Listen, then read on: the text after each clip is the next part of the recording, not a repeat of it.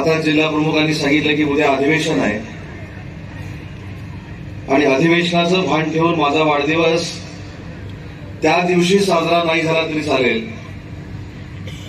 तुम्ही साजरा करणार असाल तर तुम्ही साजरा करा, परंतु मी विधानसभेत जाणार आहे हे सांगणारा 288 आमदारांपैकी पहिला आमदार जर कोण असतील तर ते निलेश राणे असतील. कारण मी देखील गेली 25 वर्ष विधानसभेमध्ये काम करतोय. पण कार्यकर्त्यांच्या आग्रहापोटी असेल, कार्यकर्त्यांच्या इच्छेपोटी असेल, अनेक कार्यक्रम मला देखील विधानसभेचं अधिवेशन सोडून करावे लागले. पण निलेशजी, आजच्या कार्यक्रमानंतर माझ्या मनामध्ये देखील मी बदल करून घेतलेला आहे की भविष्यामध्ये विधानसभेचं अधिवेशन चालू असताना वैयक्तिक कुठचा जरी कार्यक्रम असला तरी विधानसभेमध्ये खाडा टाकायचा नाही.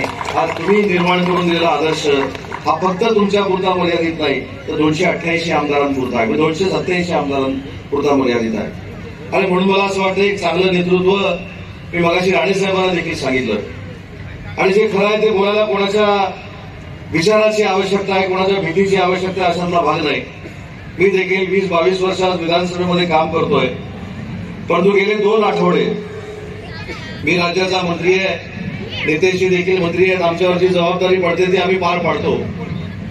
परंतु विधानसभेचा आमदार म्हणून माझ्या मतदारसंघामध्ये कसा निधी आणला पाहिजे हे जर कोणाकडनं शिकायचं असेल तर प्रामाणिकपणानं सांगतो की ते देखील निलेशजींकडनं शिकलं पाहिजे. निलेशजी, पहिलं भाषण ज्यावेळी तुमचं सुरू झालं ते विधानसभेच्या बाहेरची तुमची वाटणं ऐकलेली होती. त्याच्यावर मी देखील घाबरून होतो.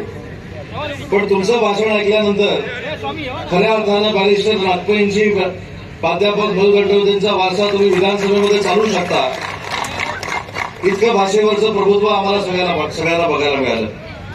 मी आजही सांगतो, राज्याचा मंत्री म्हणून मी काम करतोय. 3 वेळा 4 वेळा राज्याचा मी मंत्री राहिलोय. परंतु ज्या पद्धतीनं काही विषय निलेशजींनी विधानसभेमध्ये प्रेझेंट केले, दाखवले, सरकार जरी आपलं असलं तरी सरकारला जाब विचारणारा आमदार कसा असतो हे देखील त्यांनी दाखवून दिलेलं आहे. पहिल्या वाटताना तर मला भीती वाटली होती की मुख्यमंत्र्यांना तुम्ही जे प्रश्न विचारले होते तर मुख्यमंत्री कसे रिॲक्ट होतील हे सगळे बघत असताना तुम्हाला मुख्यमंत्र्यांनी देखील शाबासकी दिली हे बघणारा त्याचा साक्षीदार मी आहे. आणि म्हणून मला असं वाटतं की दत्ता सामंतांनी जे सांगितलं की 3 महिन्यात जर तुम्ही 5 एसट्या आणू शकता तर 5 वर्षामध्ये सगळ्या महाराष्ट्रातल्याच एसट्या इकडे आणू शकता ही देखील खात्री माझी आहे.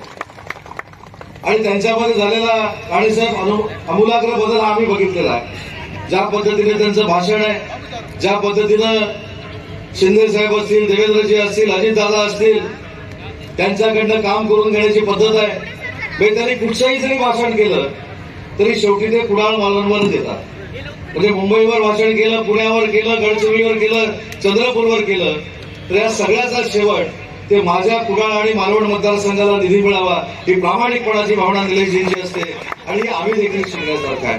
आणि म्हणून मला असं वाटतं की मगाशी कुठेतरी सांगितलं की मी प्रोटोकॉल पाळतो. मी आज प्रोटोकॉलसाठी आलो नाही, मी फक्त राणे कुटुंबियांच्या प्रेमापोटी आलोय आणि निलेशजींच्या प्रेमापोटी आलेलो आहे.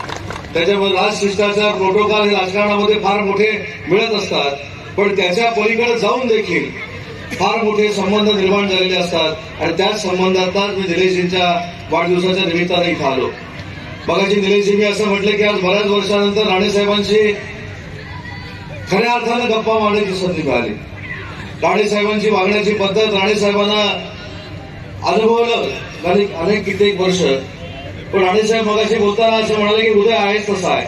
परंतु राणेसाहेब हे देखील आम्ही जे शिकलो ते तुमच्यामुळेच शिकलो. कारण आजच्या गप्पात हे सिद्ध झालं की राज्याचे मुख्यमंत्री राणेसाहेब होते, देशाचे केंद्रीय मंत्री राणेसाहेब होते, परंतु आज आमच्याबरोबर जे गप्पा मारत होते ते एक सर्वसामान्य कार्यकर्ता म्हणून गप्पा मारत होते. आणि तोच कार्यकर्ता निलेशजी आणि नितेशजींमध्ये आम्ही टिकलेला बघतो. हे महाराष्ट्राचं आणि सिंधुदुर्गाचं भूषण आहे. त्याच्यामुळे आजचा हा वाढदिवसाचा कार्यक्रम पूर्वसंध्येला जरी असला तरी देखील तुम्ही या कार्यक्रमात देखील एक आदर्श देताय. छत्रपती शिवाजी महाराजांचं महत्व काय होतं, छत्रपती शिवाजी महाराजांनी कसं सुराज्य आणण्याचा प्रयत्न केला आणि छत्रपती शिवाजी महाराज असतील किंवा छत्रपती संभाजी महाराज असतील त्यांचं व्यक्तिमत्व आपल्या देशाला प्रेरणादायी कसं होतं हे देखील आपण वाढदिवसाच्या निमित्तानं दाखवणारा कार्यक्रम मतदारसंघामध्ये आणलाय हे देखील घोषणावं आहे. त्यानंतर वाढदिवसाच्या निमित्तानं होणारे महाराष्ट्रातले कार्यक्रम, देशातले कार्यक्रम तुम्ही आम्ही सगळ्यांनीच बघितलेले आहे. आणि त्या कार्यक्रमानंतर 8 दिवस त्या कार्यक्रमाच्या ब्रेकिंग न्यूज झालेल्या आहेत, त्या देखील आपण बघितलेल्या आहेत. परंतु पुढच्या पिढीला आपल्या कार्यकर्त्यांना आपण ज्या पक्षामध्ये काम करतो, आपण ज्यांचा विचार मांडतो, त्या आदर्श असणारा छत्रपती शिवाजी महाराजांचा आदर्श हा कायमस्वरूपी त्यांच्या डोळ्यासमोर असला पाहिजे, ही भावना घेऊन असा आपण कार्यक्रम या ठिकाणी घेतलाय. त्याबद्दल देखील आपला एक सहकारी म्हणून मी आपल्याला मनापासून धन्यवाद देतो. खरं तर मागच्या वेळी देखील व्यासपीठावर राणेसाहेब असताना मी कार्यक्रम अर्ध्यावर सोडून गेलो होतो. आज देखील राणेसाहेब तुम्ही कार्यक्रमाला आहात. खरं तर मी आपली जाहीरपणाने या ठिकाणी दिलगिरी व्यक्त करतो, कारण उद्या माझ्या मतदारसंघामध्ये उपमुख्यमंत्री येत आहेत आणि तो कार्यक्रम असल्यामुळे त्याचं नियोजन बघण्यासाठी जी 10 वाजताची बैठक मी रत्नागिरीमध्ये आयोजित केलेली आहे, त्या बैठकीला मला उपस्थित राहायचं आहे. आणि म्हणून दुसऱ्यांदा कार्यक्रम हा सोडून गेल्यानंतर देखील राणेसाहेब माझ्यावर रागावणार नाहीत ही खात्री बाळगतो.